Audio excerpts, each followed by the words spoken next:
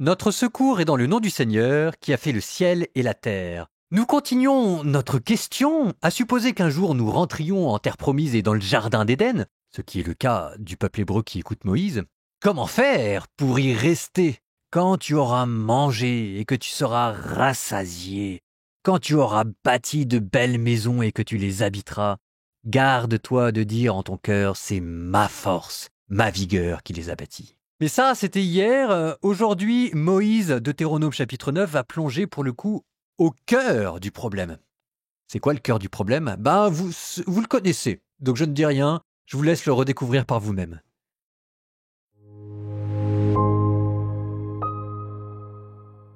Écoute Israël, te voilà aujourd'hui sur le point de passer le Jourdain pour aller déposséder des nations plus grandes et plus puissantes que toi et prendre des villes immenses dont les fortifications montent jusqu'au ciel. C'est un peuple grand et de haute stature que les géants anakites. Toi, tu le connais, tu as entendu dire « Qui peut tenir devant les fils d'Anak ?» Or, tu sais aujourd'hui que le Seigneur ton Dieu passera devant toi comme un feu dévorant. C'est lui qui les exterminera, c'est lui qui les abaissera devant toi. Alors tu les déposséderas et tu les feras périr aussitôt, comme te l'a dit le Seigneur. Lorsque le Seigneur ton Dieu les aura chassés devant toi, ne dis pas en ton cœur « C'est à cause de ma justice que le Seigneur m'a fait entrer dans ce pays pour en prendre possession. » Car c'est à cause de la méchanceté de ces nations que le Seigneur les dépossède devant toi. Ce n'est pas en raison de ta justice, ni à cause de la droiture de ton cœur que tu entreras dans leur pays pour en prendre possession. C'est en raison de leur méchanceté que le Seigneur ton Dieu dépossède ces nations devant toi, et pour tenir la parole qu'il a jurée à tes pères, Abraham, Isaac et Jacob. Sache bien que ce n'est pas à cause de ta justice que le Seigneur ton Dieu te donne à posséder ce bon pays, car tu es un peuple à la nuque raide. Souviens-toi, n'oublie pas que tu as hérité le Seigneur ton Dieu dans le désert.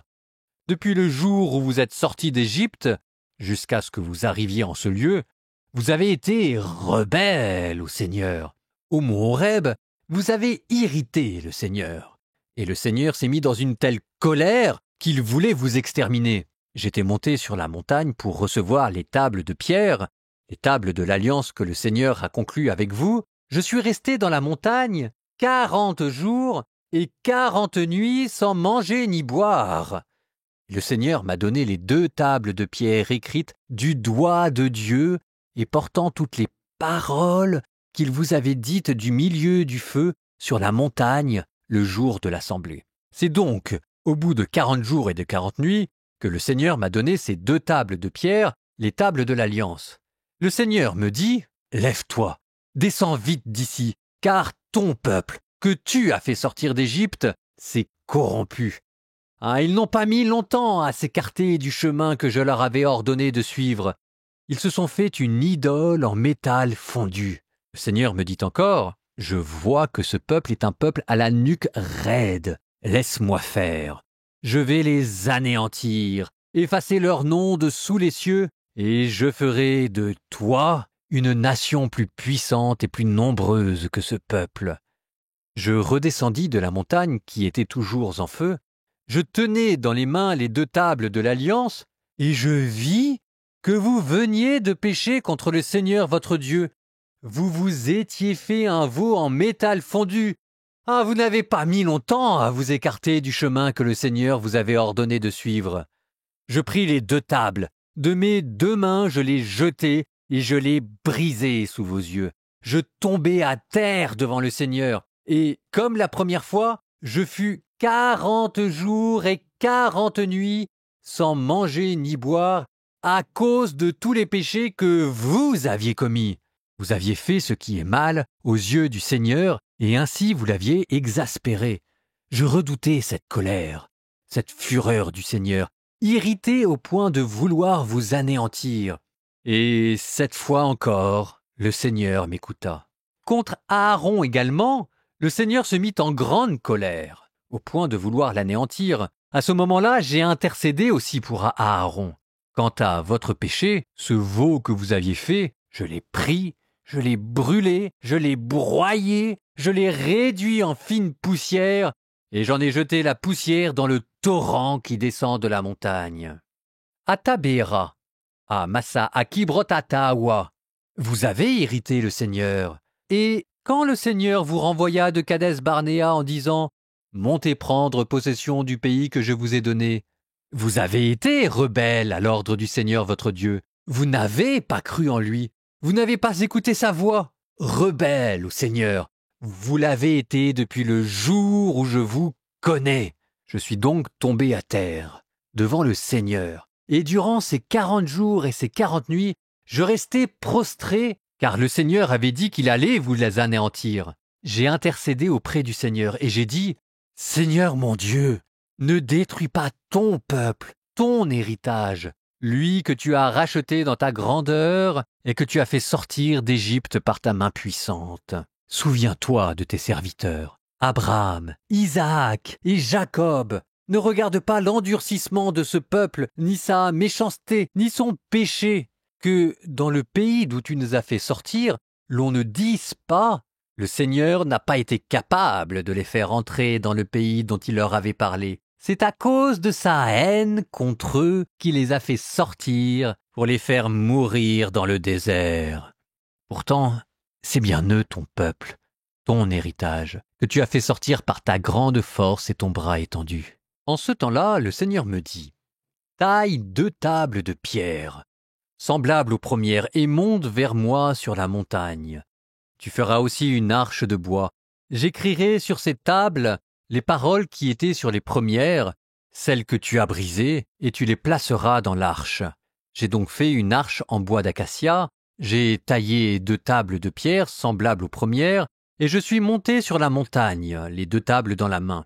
Il écrivit sur les tables la même inscription que la première fois, ces 10 paroles que le Seigneur vous avait dites sur la montagne du milieu du feu, le jour de l'assemblée, puis le Seigneur me les donna.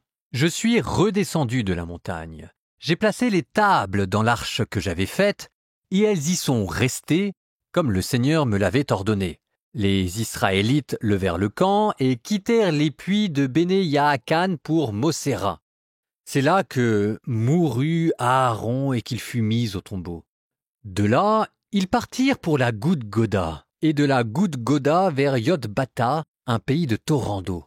En ce temps-là, le Seigneur mit à part les descendants de Lévi pour porter l'arche de son alliance, se tenir en sa présence, assurer le service divin et bénir le peuple au nom du Seigneur, comme ils l'ont fait jusqu'à ce jour. C'est pourquoi Lévi n'a pas reçu sa part d'héritage comme ses frères. C'est le Seigneur qui est son héritage, comme l'a dit le Seigneur notre Dieu. Quant à moi, je me suis tenu sur la montagne, comme la première fois, 40 jours et 40 nuits. Cette fois encore, le Seigneur m'écouta. Le Seigneur consentit à ne pas t'exterminer.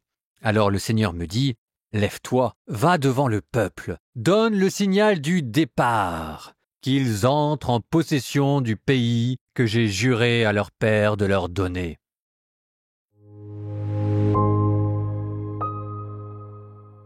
C'est toujours cette question de « Qu'est-ce que ça veut dire ? Dieu qui extermine les autres nations et qui les abaisse devant toi. » Est-ce que vous sentez bien que c'est une vraie question? Parce que derrière, il y a quand même des applications modernes, géopolitiques, évidentes. Et l'orgueil d'un peuple sur ses voisins. Ce que vous dit Dieu, c'est que si jamais il a donné la terre promise au peuple hébreu, c'est pas parce que le peuple hébreu le méritait, c'est parce que les autres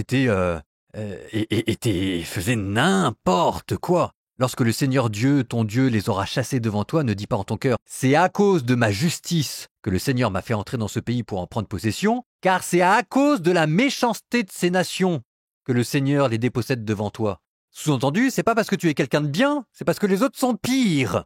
Je sais pas si vous voyez, mais il y a une énorme différence. Il y a une énorme différence, d'abord parce que c'est pas un compliment pour les Juifs, c'est en fait une accusation sur les autres, puis deuxième différence, c'est que derrière, il y a une menace. C'est que le jour où Israël va se mettre à se comporter comme les autres nations, ils vont passer de l'autre côté, du côté des ennemis que Dieu va combattre et qu'ils se feront à leur tour déposséder. Et laissez-moi vous dire une chose, c'est exactement ce qui va se passer. Je suis désolé de spoiler l'histoire, mais le nombre de batailles qu'Israël va perdre, parce qu'en fait, elle se comportait mal devant les nations, ça on le verra dans le livre de Samuel. Et puis le jour où Dieu va vraiment taper du poing sur la table après avoir envoyé ses prophètes pour leur dire « Mais arrêtez, vous êtes pire que vos voisins », ça vous donnera l'exil à Babylone, et le temple sera détruit. Et à l'inverse, c'était quoi toutes ces abominations que pratiquaient les autres nations?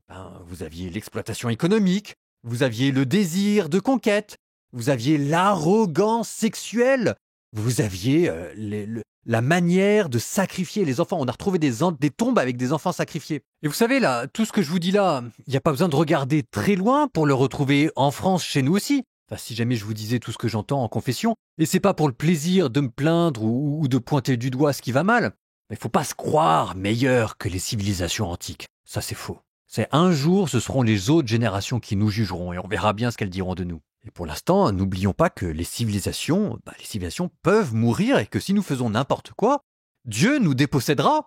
Mais c'est normal, c'est comme ça que ça marche l'histoire, hein. Si vous voulez, c'est toujours la question de à qui on se compare. C'est sûr que si on se compare à un peuple qui a vécu 5 siècles avant Jésus-Christ et dont d'ailleurs on ne connaît rien, c'est facile de trouver qu'on est parvenu à quelque chose. Si jamais maintenant vous vous comparez au juste, au saint, à Moïse qui a prié pour vous, à Jésus qui est mort pour vous, là quand même... Alors on pourrait se dire, mais non mais c'est eux qui ont des vies extraordinaires. Tout le monde n'est pas appelé à avoir une vie extraordinaire. Non, non, non, non, non, non, non, non. C'est pas eux qui ont eu des vies extraordinaires. C'est pas eux qui sont supérieurs à nous, c'est nous qui sommes inférieurs à eux. Psaume 36, première partie. Ne t'indigne pas à la vue des méchants, n'envie pas les gens malhonnêtes. Aussi vite que l'herbe ils se fanent, comme la verdure ils se flétrissent. Fais confiance au Seigneur, agis bien, habite la terre et reste fidèle. Mets ta joie dans le Seigneur, il comblera les désirs de ton cœur. Dirige ton chemin vers le Seigneur, fais-lui confiance et lui, il agira. Il fera lever comme le jour ta justice et ton droit comme le plein midi. Repose-toi sur le Seigneur et compte sur lui. Ne t'indigne pas devant celui qui réussit, devant l'homme qui use d'intrigue. Laisse ta colère, calme ta fièvre, ne t'indigne pas, il n'en viendrait que du mal. Les méchants seront déracinés. Mais qui espère le Seigneur possédera la terre. Encore un peu de temps, plus d'impies.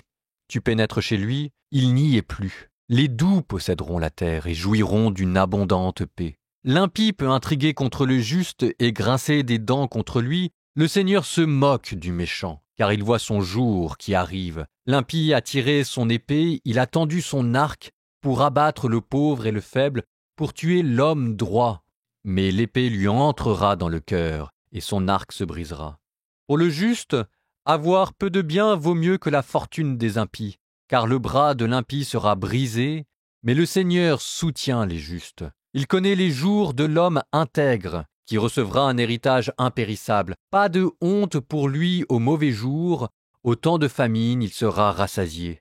Mais oui, les impies disparaîtront comme la parure des prés. C'en est fini des ennemis du Seigneur, ils s'en vont en fumée. L'impie emprunte et ne rend pas. Le juste a pitié, il donne.